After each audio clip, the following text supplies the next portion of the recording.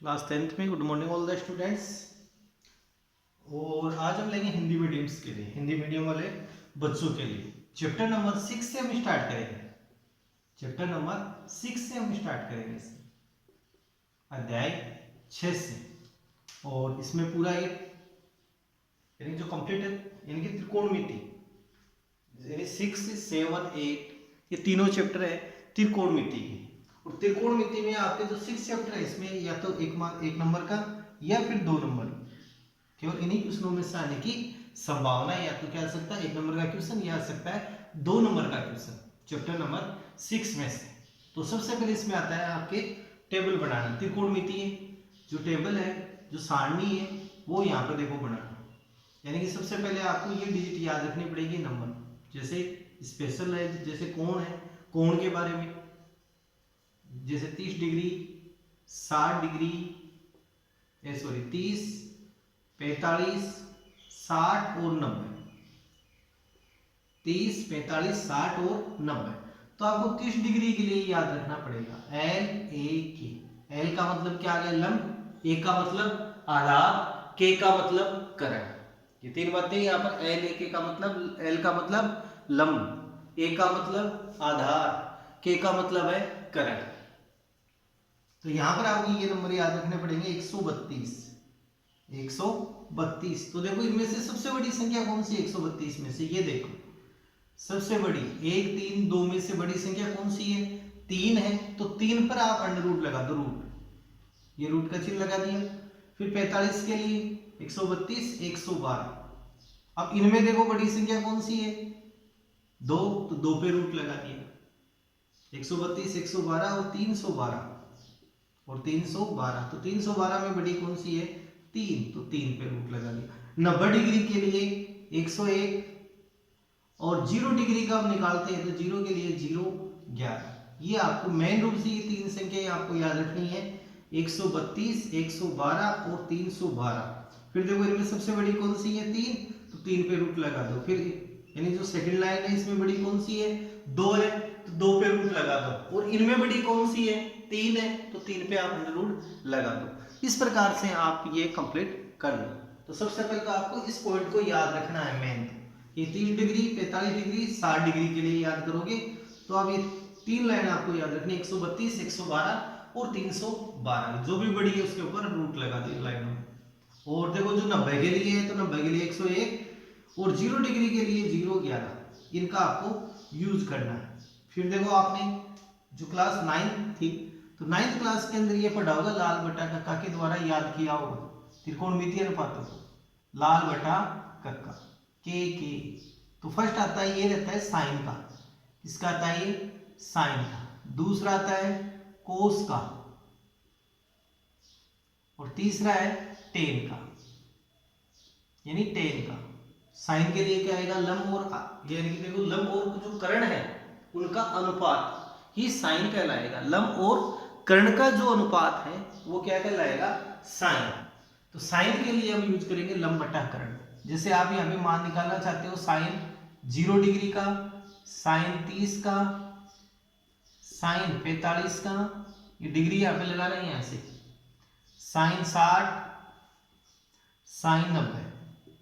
देखो इनका मान हम निकालना चाहते हैं सारणी के अनुसार।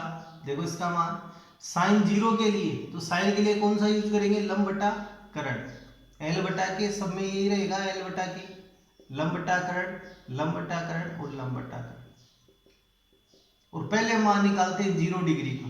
किसका मान निकाल रहे हैं हम 0 डिग्री का। तो 0 डिग्री के लिए देखो लंब कितना है, लंब है इसमें 0, 0 बटे कर्ण कितना है इसमें 1, तो 0 बटे 1 बराबर क्या आ जाएगा 0। 0 में जब 1 का भाग देंगे तो क्या आएगा 0 आएगा। और दूसरा है साइन 30, तो साइन 30 के लिए क्या आएगा लंब बटा कर्ण। तो 30 वाले में देखना आपको, 30 वाले में लंब कितना है 1 और कर्ण कितना है 2, तो इसका मान आएगा 1 बटे 2। फिर साइन 45 के लिए, साइन 45 के लिए लंब 1 और कर्ण है अंडर रूट 2, तो 1 बटा अंडर रूट 2। साइन 60 के लिए, तो देखो साइन 60 के लिए अंडर रूट 3 और कर्ण है 2, तो अंडर रूट 3 बटे 2। ऐसे साइन 90 है, साइन 90 के लिए 1 बटा 1, एक में एक का भाग देंगे कितना आ जाएगा 1। तो ये बढ़ गई आपके पास साइन की वैल्यू। जो साइन के मान है वो इस प्रकार से निकाल सकते हैं, लेकिन आपको ये सारणी याद रखनी पड़ेगी। पूरी सारणी याद नहीं करनी है, बस ये मान आपको याद रखने हैं। 132, 112 और 312 जो भी बढ़ी है उन पे अंडर रूट आप लगा दो। और देखो यानी कि जो 0 डिग्री के लिए 0 11 और 90 के लिए 101, यानी कि इन पे हम अंडर रूट का साइन नहीं लगाएंगे, क्योंकि देखो रूट 1 का मान कितना होता है, 1 ही होता है।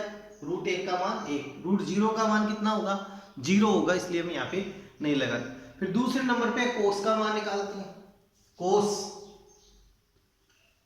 अब साइन के मान हमने निकाल लिए, अब दूसरे नंबर पे हम निकालेंगे कोस के मान।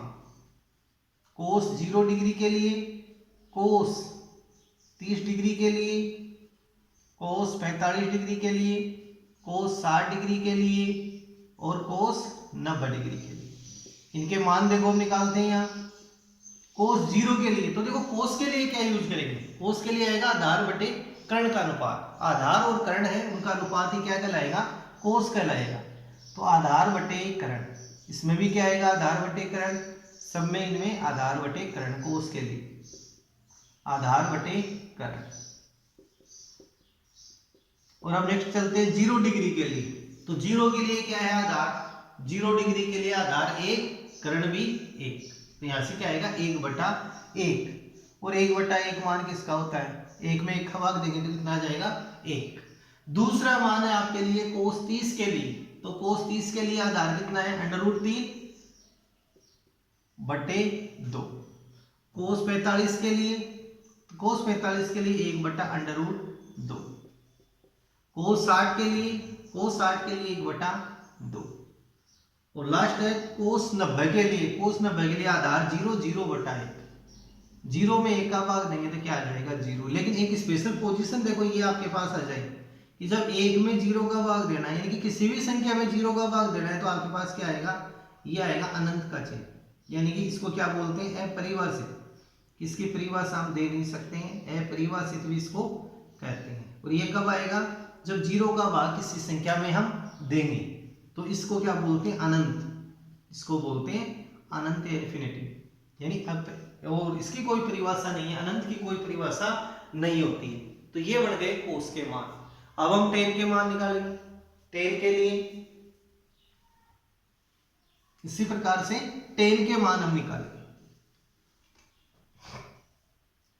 Ten 0 degree, ten 30 degree, ten 45 degree, जो आपके सिलेबस में 0 डिग्री है, 30 है, 45 है, 60 है, 90 है। टेन 60 और टेन 90, 0, 30, 45, 60, 90, यही आपके सिलेबस में। अब टेन के लिए क्या यूज करेंगे, देखो टेन के लिए आएगा लंब बटे आधार का अनुपात। लंब बटे आधार, लंब बटे आधार, लंब बटे आधार, लंब बटे आधार और लंब बटे आधार। अब आपको चलना टेन 0 डिग्री वाले में। तो 0 में देखो आपके पास लंब कितना है और आधार कितना है। 0 के अंदर लंब है 0 और आधार है 1, तो लंब बटे आधार यानी 0/1। 0 आ गया इसमें लंब और आधार कितना आ गया 1, तो 0/1 और 1 का भाग देंगे 0 में तो क्या आ जाएगा 0 डिग्री। ये किसके लिए आएगा आपके पास, यानी टेन के लिए, टेन 0 के लिए। दूसरा है टेन 30 के लिए। तो 30 वाले में देखना लंब और आधार, तो 30 वाले में लंब तो 1 है और आधार कितना है √3, तो 1/√3। तीसरा टेन 45 के लिए। तो टेन 45 के लिए लंब भी 1 और आधार भी 1, तो 1/1 बराबर 1, ये आ गया। और अगला टेन 60। तो टेन 60 के लिए देखो लंब कितना है √3 और आधार है आपके पास 1, आधार के सामने देखो 1 और 1 का भाग देंगे √3 में तो कितना आ जाएगा √3।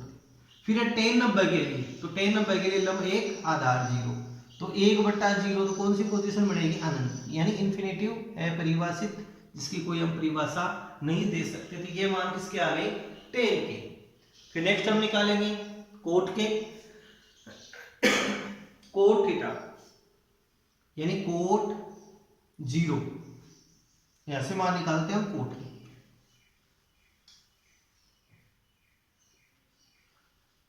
कोट 0 डिग्री, कोट 30 डिग्री, कोट 45, कोट 60 और कोट 90। और कोट क्या होता है? टेन का उल्टा, यानी विलोम, यानी प्रतिलोम अनुपाती, जिसको हम बोलते हैं उल्टा, जस्ट इनवर्स। तो यहाँ पर टेन का उल्टा यानी यहाँ से आधार बटा लंब लेंगे कोट में, आधार बटे लंब, ये कोट का उल्टा करते हैं। कोस का उल्टा आता है सेक, और साइन किसका रहता है? कोसेक का। ये चलते हैं उल्टे। तो यहाँ से क्या आएगा? आधार बटे लंब। पिछला क्या था? टेन का था लंब बटा आधार, तो अब कोट का क्या आ जाएगा? आधार बटे लंब। इसके आधार पे हम चलेंगे, आधार बटे लंब सब में सेम ही रहेगा ये, आधार बटे लंब। और अब आपको यहां से लेना, देखो इसमें आधार कितना है? 0 डिग्री के लिए 0 है, 0 डिग्री के लिए आधार 1, और लंब कितना है? 0। 1 बटे 0 को क्या बोलेंगे? इसको कहेंगे अनंत, अपरिभाषित।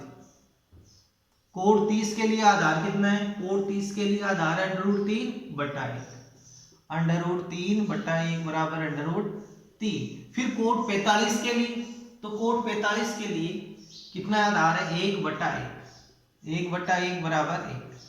फिर कोण 60 के लिए, कोण 60 के लिए आधार है 1 बटा √3, यानी आधार बटे लंब, तो आधार 1 और √3। और लास्ट कोट 90 के लिए, तो कोट 90 के लिए आधार है 0, 0 बटा 1, 0 में 1 का भाग देंगे तो कितना आ जाएगा? 0। तो ये मान आएंगे कोट के। ऐसे ही आप सेक के और कोसेक के भी आगे निकाल के इस टेबल को कंप्लीट कर सकते हो। तो आगे सेक और कोसेक के आपको खुद को निकालने हैं मान। साथ ही इस टेबल की आप 3-4 बार प्रैक्टिस करोगे तो आपके ये बिल्कुल से तैयार हो जाएगी।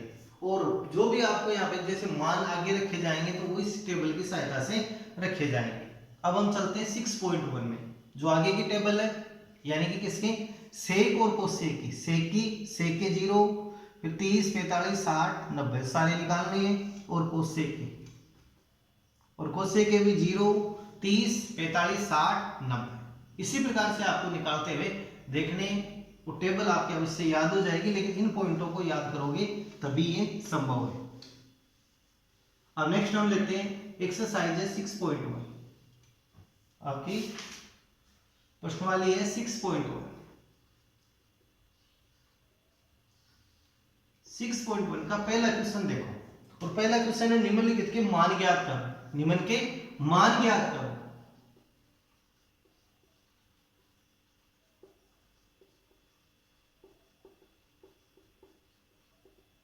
इनके मान ज्ञात करने हैं। जैसे पहला क्वेश्चन है आपके 2 sin 45 इंटू cos 45, cos 45। अब यहां पर आपको त्रिकोणमितीय सारणी से यहां मान रखने पड़ेंगे। मान कहां से रखेंगे आप? त्रिकोणमितीय जो सारणी है पिछली, जो भी आपको समझाइए, उसके अनुसार आपको मान यहां रखने पड़ेंगे। तो सबसे पहले sin 45 का मान सोचो कितना होगा, वो देखो टेबल में। sin 45 का मान होता है 1 बटा √2। ऐसे ही cos 45 का मान, वह cos 45, तो cos 45 का मान आ जाएगा 1 बटा √2। ये मान आप इस टेबल में रख दो। ये मान हम क्या करेंगे? इस टेबल से इस क्वेश्चन में रख देंगे। तो शुरू में कितना आ रहा है? 2। sin 45 का मान है 1 बटा √2 आपके पास, तो गुणा 1 बटा √2। और यहाँ पर देखो कोई भी इसमें चिन्ह नहीं है, इसका मतलब ये गुणा में है। किसमें है ये? गुणा में। तो cos 45 का मान 1 बटा √2। अब इनको गुणा करेंगे, 2 को 1 से गुणा करो 2, 2 को दोबारा 1 से गुणा करो 2, फिर √2 को √2 से गुणा करेंगे, √2 गुणा √2 बराबर कितना हो जाएगा? √4। और इसका वर्गमूल लेंगे तो कितना आएगा? 2। तो सीधा यदि आपके पास समान संख्या है √, में तो उसका रूट हटके वही संख्या आ जाएगी। जैसे √3 को √3 से गुणा करें तो कितना आएगा? आपके पास 3 ही आएगा, यानी कि √ का चिन्ह हटा दो। √4 को √4 से गुणा करते हैं तो कितना आएगा? केवल ही 4 आएगा। तो √2 को √2 से गुणा करेंगे तो कितना आएगा? 2। अब 2 में आप 2 का भाग दे दो, तो 2 में 2 का भाग देंगे तो कितना आएगा? 1। तो इसका आंसर आपके पास आ जाएगा 1। तो इस प्रकार से आपको इनके मान निकालने हैं। सेकंड क्वेश्चन देखो, इस क्वेश्चन को नोट करो। होमवर्क में भी आपको एक क्वेश्चन करते हुए चलना है, साथ में इनकी आपको प्रैक्टिस भी करनी है, अभ्यास भी आपको करना है। क्वेश्चन नंबर सेकंड, दूसरा क्वेश्चन है cos 45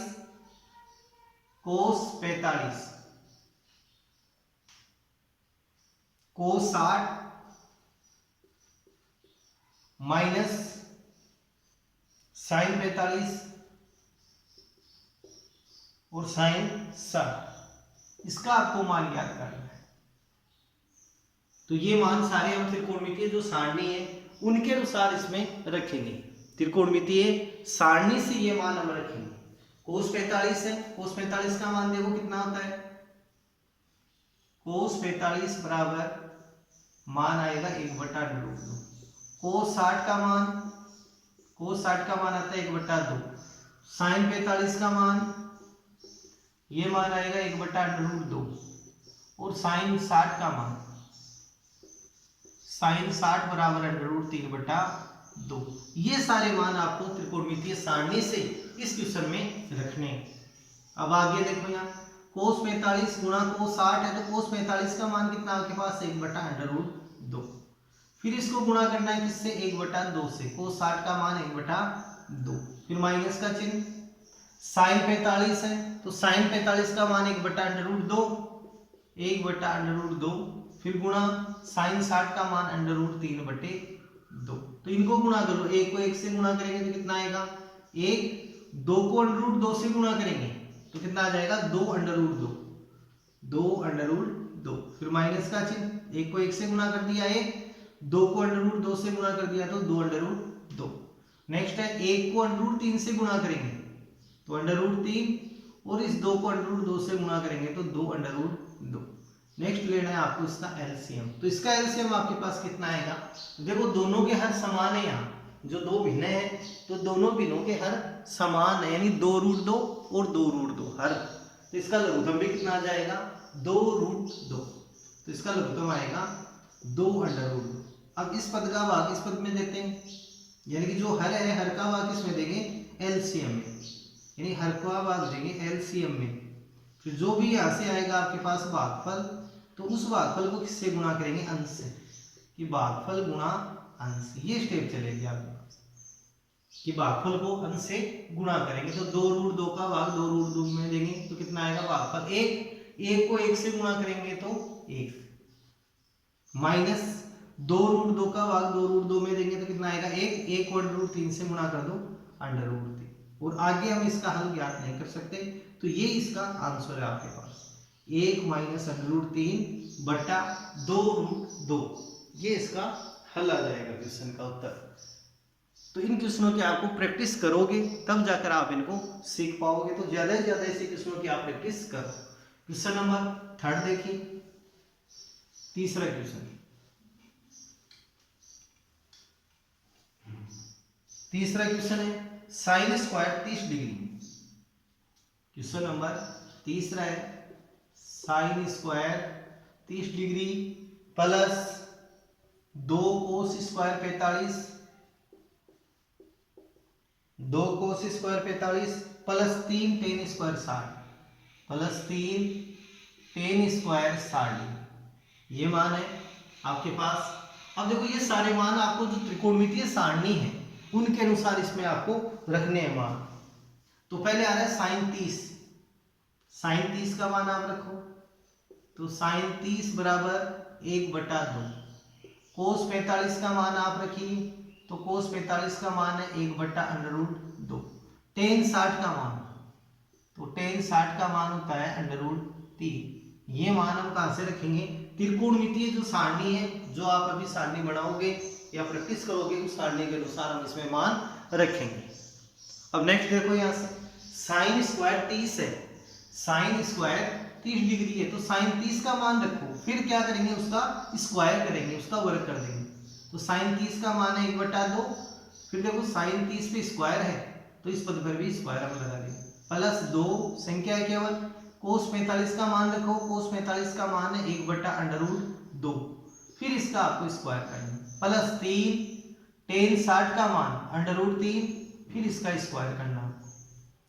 अब देखो अगली स्टेप में यदि इस 1 का स्क्वायर करेंगे तो कितना आएगा 1, 1 का स्क्वायर 1, 2 का स्क्वायर कितना होता है 4, प्लस 2 गुणा इस एक का स्क्वायर करेंगे तो एक, और इस अंडर रूट 2 का स्क्वायर कितना आ जाएगा 2। अंडर रूट 2 को अंडर रूट 2 से गुणा करेंगे, पिछले फर्स्ट क्वेश्चन में भी था तो कितना आया था केवल ही 2, ये 2 आ जाएगा, प्लस 3 गुणा, और अंडर रूट 3 को अंडर रूट 3 से गुणा करेंगे, अंडर रूट 3 गुणा अंडर रूट 3 तो कितना आ जाएगा केवल ही 3।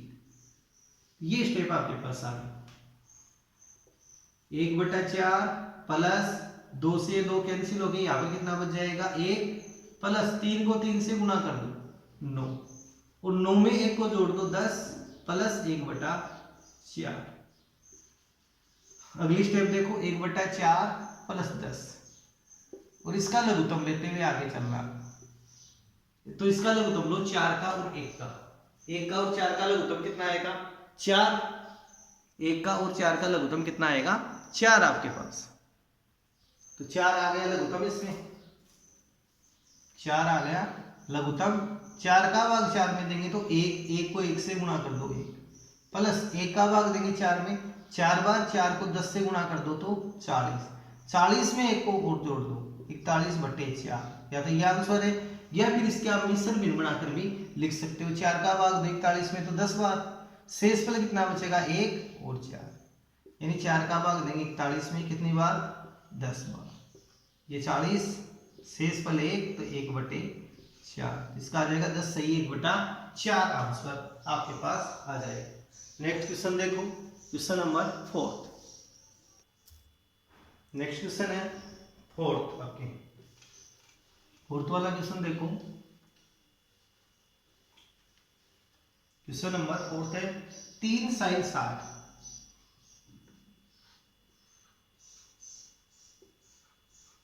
3 sin 60 minus 4 sin cube 60, 4 sin cube 60, इसका मान आपको ज्ञात करना है, इसका हल ज्ञात करना है। तो देखो 3 साइन, अब दोनों में क्या आ रहा है साइन आ रहा है, तो साइन का मान त्रिकोणमितीय जो सारणी है उसके अनुसार साइन 60 के बराबर हम क्या रखेंगे √3/2, ये मान आपको रखना है, साइन 60 का मान √3/2। देखो दोनों में सेम है, इसमें साइन 60 साइन क्यूब 60। तो अगली स्टेप में 3 साइन 60 का मान रख दो तो √3/2, माइनस का चिन्ह आ गया, 4 साइन क्यूब 60 है तो साइन 60 का मान रखो, फिर उसका क्यूब करेंगे √3/2 का होल क्यूब, यह आ जाएगा। 3 को √3 से गुणा करो तो 3 √3/2 माइनस 4 गुणा, फिर आपको इसका क्यूब करना है, √3 का क्या करना है क्यूब, √3 गुणा √3, 3 बार इसको गुणा कर लिया। अब √3 को √3 से गुणा करेंगे तो कितना आ जाएगा केवल ही 3, और ये √3 साथ रहेगा, तो यहां से √3 का क्यूब कितना आएगा 3√3, 3√3, और 2 का क्यूब करेंगे तो 2 गुणा 2 गुणा 2, तो 2 दूनी 4, 4 दूनी 8, तो इसका क्या आ जाएगा क्यूब, 2 का क्यूब 8। अब 4 के पहाड़े से 8 को काट सकते हैं क्या, ये देखो 4 और 8 किसी पहाड़े से कटेंगे तो वो कौन सा है 4 का पहाड़ा, तो ये 3√3/2 माइनस 4 से इसको काटे तो 2 बार, 4 दूनी 8, 2 आ गया नीचे, तो 3√3/2। अब देखो ये प्लस का पद है, ये माइनस का पद है, तो एक दूसरे को निरस्त ये कर देंगे, प्लस और माइनस, तो प्लस के 3√3/2 और माइनस के 3√3/2, तो बराबर में क्या आ जाएगा इसके 0, तो इसका जो हल है वो क्या आएगा 0 आ जाएगा इसका आंसर। तो क्वेश्चन नंबर 4 तक आपके कंप्लीट है। नेक्स्ट देखो क्वेश्चन नंबर 5वां, नेक्स्ट है क्वेश्चन नंबर 5वां, इनकी आपको प्रैक्टिस करनी है क्वेश्चनों की, अभी तो इजी चल रही है, धीरे धीरे हार्ड की तरफ हम चल रहे हैं। क्वेश्चन नंबर 5वां, और क्वेश्चन नंबर 5वां है 5 cos square 60, 5 cos square 60 degree plus 4 sec square 30। अब कई किताबों में यहाँ गलती है, तो यहाँ पर आप सुधार करना है, आपको sec स्क्वायर 30 डिग्री का प्रयोग करना है। पुरानी किताबें उनमें -10 स्क्वायर 45, माइनस है 10 स्क्वायर 45, यहाँ पर भी गलती है, अधिकांश में यहाँ प्लस दे रखा है किताबों में। साइन स्क्वायर 30 बटे में sine square 30 plus cos square 30। अब इनका मान आपको त्रिकोणमितीय सारणी है उसके अनुसार हम इनका मान रखेंगे। पहले लेंगे कोस 60 का मान। कोस 60 का मान त्रिकोणमितीय सारणी के अनुसार देखो, कोस 60, तो कोस 60 का मान आता है 1/2। त्रिकोणमितीय सारणी से ये मान हम रखेंगे। सेक 30 का मान, सेक 30 का मान आएगा केवल ही 2, सॉरी 2/√3। tan 45 का मान होता है 1।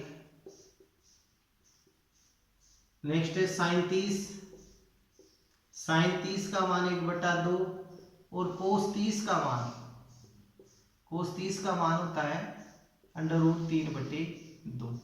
तो ये मान हम किससे रखेंगे? त्रिकोणमितीय सारणी से। त्रिकोणमितीय सारणी से ये मान हम रखेंगे। नेक्स्ट स्टेप 5, ये 5। फिर कोस स्क्वायर 60 है, तो कोस 60 का मान कितना है? 1/2।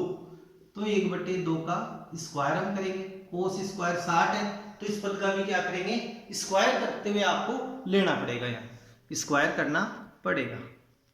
नेक्स्ट स्टेप में प्लस 4 सेक स्क्वायर 30 है, तो सेक 30 का मान कितना आपके पास? 2/√3।